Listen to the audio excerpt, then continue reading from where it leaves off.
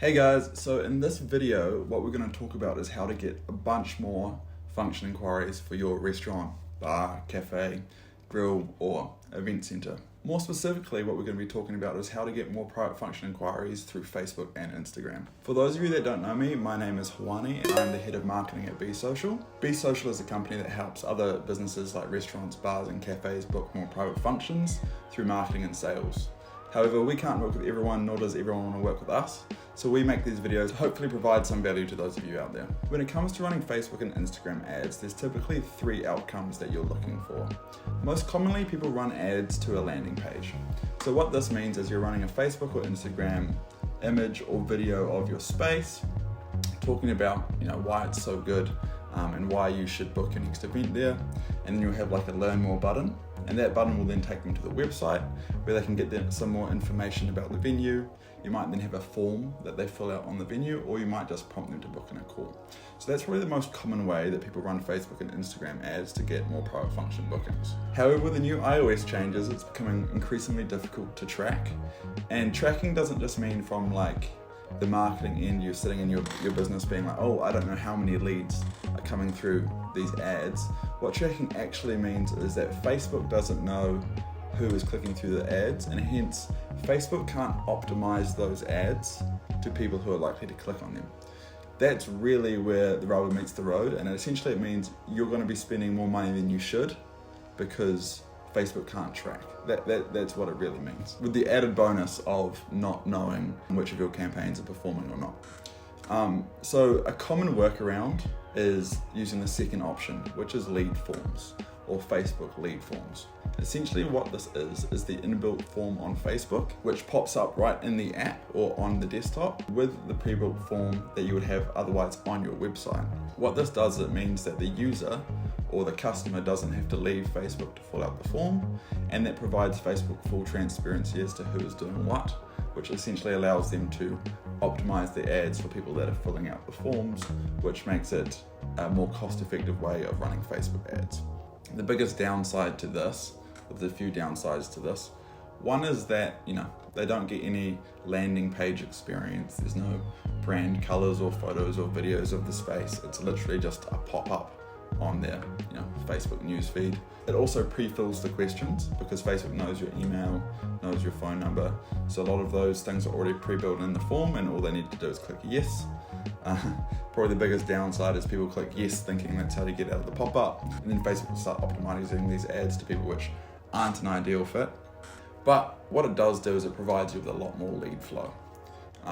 And we have seen success with this in the past, but when you're ramping up your lead flow like this, you need to have a better sales process to deal with the lead flow.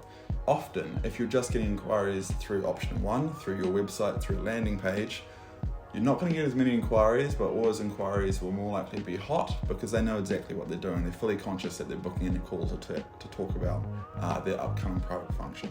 But when you're dealing with a lead form, you might be getting way more leads, but way more of those leads are going to be unqualified, which typically means you need a dedicated function salesperson. You're also going to need parameters so you can rule out tire kickers earlier, and you're generally just going to be more onto it when it comes to the sales process. With this being said, in general, you'll close more deals through lead forms than you will on a landing page. So if you can put in the work and have a better sales process, I'd recommend lead forms over a landing page. The third option, which is the one that I would recommend for everyone, is doing send to message ads.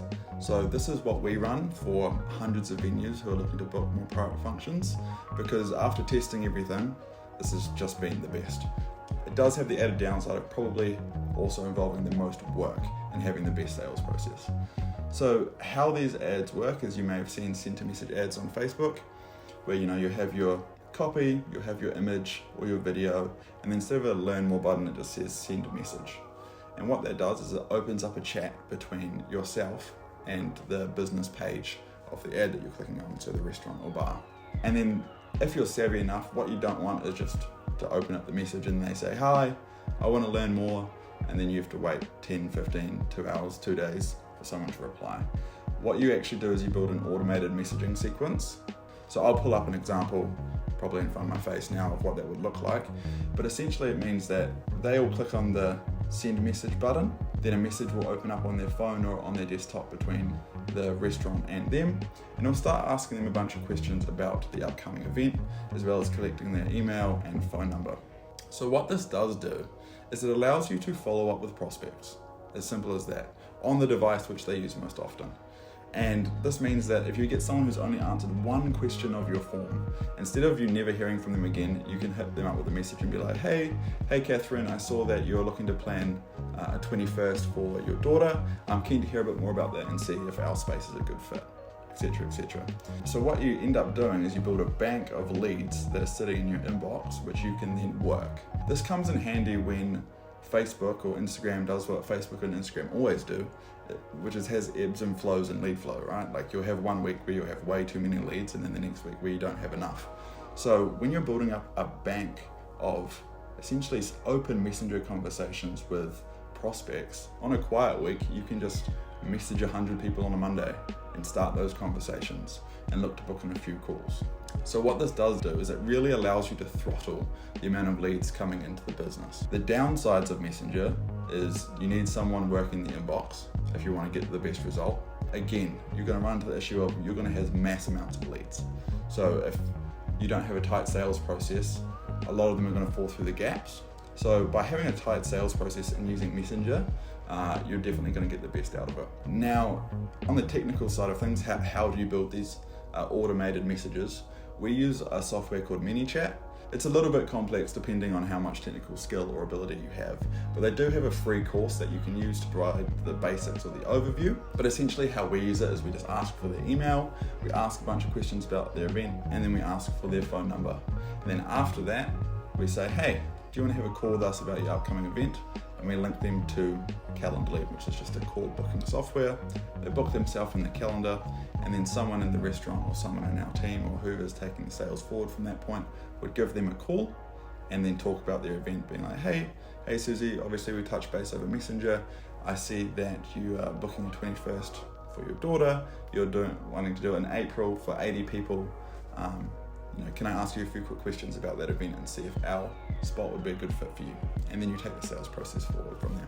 So just as a quick recap of what I've talked about, typically Facebook and Instagram ads have three main objectives. First and most common is just sending people to a landing page. And although this works, you don't get as much lead flow as the other two options which I brought up, one of which is lead forms, and the other of which is Messenger. I highly recommend Messenger because you get the most amount of leads and you can throttle how many inquiries you want coming to the business depending on how hard you want to work those leads, as well as you have personalized conversations with everyone, interacting with the business. So I hope that helps somebody out there, and I'll see you in the next video. Cheers.